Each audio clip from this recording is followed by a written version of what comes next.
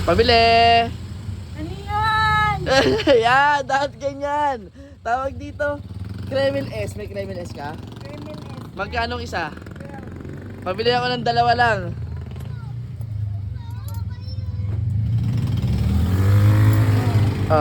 Magkano sukli ko dyan? Sa if.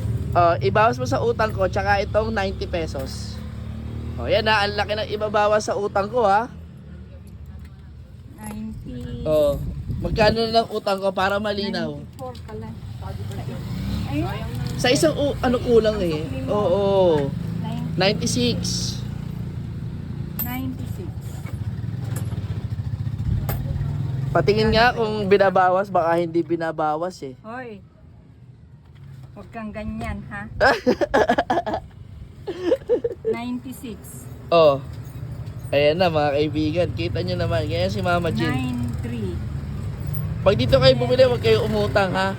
33. 33 na lang. Yan, ganyan style niyan. Pabara po, bawas. Ayaw magbayad ng tama. Ayaw magbayad ng buo. Laging less. At least nagbabayad. Ewan ko sa'yo, lumayas ka na dyan.